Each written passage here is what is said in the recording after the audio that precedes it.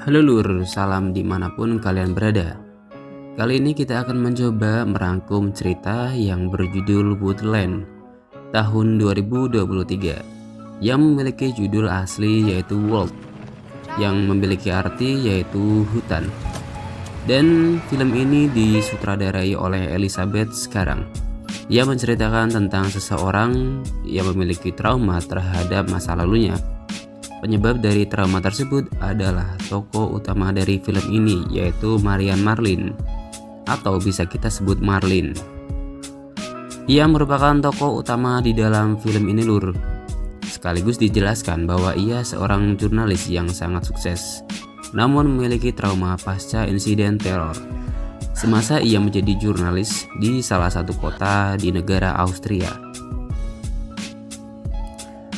Sedangkan serangan teroris yang terjadi semasa ia menjadi jurnalis tersebut mengakibatkan ia mengalami serangan meskipun bukan secara fisik, namun mentalnya jadi kena Lur, hingga dia saat ini mengalami PTSD.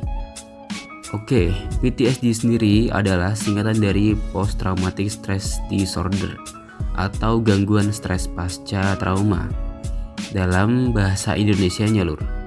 Mungkin untuk tepatnya kalian juga bisa bantu googling sendiri Lur, karena saya juga bukan dokter. Alur cerita film ini bergerak dari ketegangan akibat pasca teror di kota menuju ketenangan sekaligus konflik batin di pedesaan. Tetapi tokoh dalam cerita ini mencoba untuk survive, dan apakah dengan cara ia lari ke desa untuk menenangkan diri akankah berhasil? Oke, mungkin tidak usah lama-lama lagi ya, dan langsung saja nih kita rangkum filmnya.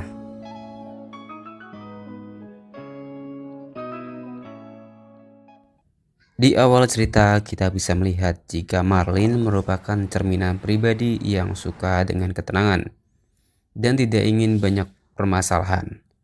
Di mana si Marlin ini berusaha untuk mencari ketenangan dengan cara ia menyembunyikan sebuah rasa traumanya, dengan cara hidup menyendiri sebagai bentuk terapi diri dalam menyembunyikan rasa trauma yang ia alami di masa lalunya. Tetapi dengan begitu, Marlin tidak ingin merepotkan suaminya untuk banyak terlibat dalam masalah yang ia alami sekarang ini untuk mengobati rasa traumanya. Salah satu alasan kenapa si Marlin menjauh dari titik keramaian ya adalah untuk menenangkan emosi yang timbul dari traumanya itu.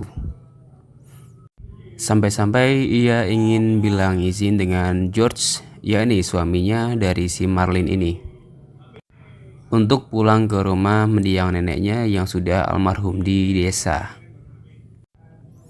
Sekaligus untuk mengenang masa-masa kecilnya sebagai bentuk terapi untuk dirinya.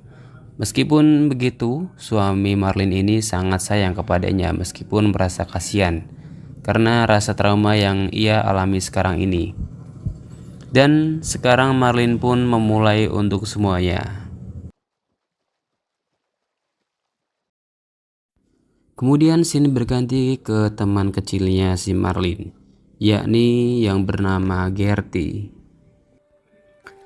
Alih-alih Marlin pun menemui si Gertie ini untuk mengajak mengobrol bersama sembari mengenang cerita bahagia semasa kecilnya mereka berdua.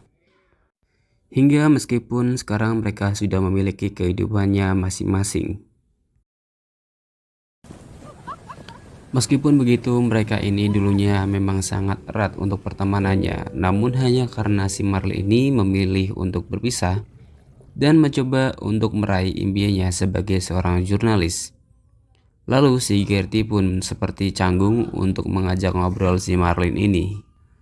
Namun ternyata si Gertie ini memiliki kehidupan yang kurang harmonis juga dalam keluarganya Lur, yang mengakibatkan Gertie ini menolak tawaran pertama Marlin untuk mencoba bercerita bersama sembari mengenang masa kecilnya mereka berdua. Meskipun Marlin ini sudah mencoba beberapa kali untuk membujuk si Gertie.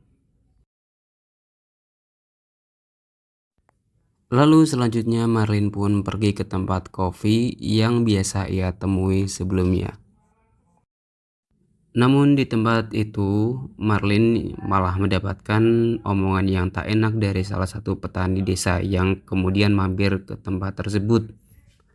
Ya, karena merasa tidak menyukai atas kedatangan si Marlin ini di kampung halamannya. Jadi si Marlin ini memang cukup terkenal nih Lur, sebagai jurnalis di kota. Namun banyak yang tidak menyukai profesinya karena dianggap mungkin membuat sebuah berita yang tak benar di media massa. Namun Marlin pun tak menganggap serius omongan dari petani tersebut dan langsung meninggalkan tempat itu. Lalu Marlin pun mendapatkan tawaran dari seorang pria tua yaitu si Franz, yang nantinya akan dijelaskan di akhir cerita tentang siapa Franz ini. Kemudian ia menawarkan tumpangan kepada si Marlin untuk mengantarkan ia pulang.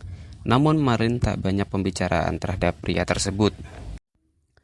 Hingga suatu tiba saat, Marlin ingin mencoba berlatih dengan menembak dengan senapan angin milik kakeknya di belakang halaman rumahnya. Tetapi tetangga dari Marlin pun tidak menyukai karena si Marlin dianggap bukan orang yang biasa seperti mereka. Ya, meskipun si Marlin ini hanya mencoba mengisi hari-harinya dengan menghibur diri agar tidak terlalu stres pikirannya, Lur. Lagian kenapa ya orang-orang pada iri baik? Jadi di sini banyak warga sekitar yang iri terhadap kehidupan si Marlin karena dianggap mungkin hidup serba ada saat ia tinggal di perkotaan. Sampai ketika si Marlin sudah mulai muak dengan kehidupan yang ada di desanya karena ia menganggap jika kedatangan ia di desa semasa kecilnya akan menjadi obat traumanya saat ini. Namun ternyata malah menjadi hal yang membosankan untuknya. Lalu ketika Marlin sedang mencari pemburuan hewan, ternyata George suami Marlin pun mencoba menemui si Marlin untuk mengetahui keadaan ia sekarang. Karena mungkin sudah beberapa waktu ini tidak ada kabar. Namun ternyata diketahui terlebih dahulu oleh si Gertie saat George menanyakan alamat rumah neneknya Marlin. Dan ternyata George ini seorang suami yang sangat menyayangi si Marlin. Meskipun dirinya agak sedikit bingung sih mengapa sih Marlin ini memilih untuk hidup sendiri. Bahkan meskipun dia sudah memiliki seorang suami. Kemudian George pun ingin pulang lagi ke kota untuk kembali beraktivitas bekerja. Kemudian di saat Marlin ingin pulang ke rumah setelah berbelanja kebutuhan harian, Marlin pun diajak oleh si Gertie untuk mampir ke rumahnya. Meskipun si Marlin ini tidak tahu apa maksud dari ajakan si Gertie ini. Lalu di sini pun Marlin merasa kaget setelah mengetahui bahwa si Gertie ini selama ini belum memiliki seorang suami dan hanya merawat kedua orang tuanya saja yang sudah tua. Setelah itu, si Gertie dan Marlin ini memulai untuk bersenang-senang sebagai bentuk rasa mengenang di masa kecilnya yang dulu pernah mereka lewati bersama. Lalu scene pun berganti malamnya. Si Marlin pun kembali ke tempat kopi seperti biasa. Namun ia mendapatkan perlakuan yang tak baik dari pria tua yang sedang mabuk marimas. Sampai ia merasa emosional karena dianggap seorang kupu-kupu malam oleh pria tua tersebut. Kemudian esok harinya si Marlin pun datang ke pemakaman ibunya, lalu ia bertemu dengan si Gertie, di mana ia menceritakan bahwa ada teman karib mereka lainnya yang masih hidup sampai sekarang, yaitu si Franz, di mana di awal cerita tadi sudah disebutkan yang dulunya pernah Marlin sukai. Karena di sini semasa mudanya si Franz ini semasa mudanya cukup digandrungi ya atau disukai para wanita karena tampan. Namun sekarang ia telah hidup bersama dengan anaknya karena si istri dari Franz ini telah meninggal dikarenakan kecelakaan. Tetapi di cerita di sini tidak dijelaskan bagaimana alasan istri dari Franz ini meninggal. Di sini Franz ini dulunya adalah teman bermain saat kecil Marlin dan si Gertie. Tetapi ternyata si Franz ini menyukai si Gertie, namun dia tidak lagi menyukainya karena ia memilih wanita lain untuk dijadikan sebagai istri. Ya mungkin ada sedikit rasa kekecewaan dari si Gertie seperti itu. Sesaat kemudian di sini Marlin mendengar ada bunyi senapan angin yang cukup keras yang membuat ia lari menuju sumber tembakan tersebut. Dan ternyata itu berasal dari dalam rumah si Gertie. Dan ternyata Gertie melarang ayahnya untuk memegang senapan angin miliknya karena ada rasa trauma sendiri dari si Gertie saat ayahnya kehilangan sebuah kesadaran karena semasa mudanya sering minuman alkohol ya. Lalu akhirnya ayah Gertie pun meninggal karena ayahnya mencoba membunuh si Gertie. Karena kambuh lagi sikap ketidaksadarannya akibat si Gertie banyak melarang untuk ayahnya memakai senapan angin miliknya.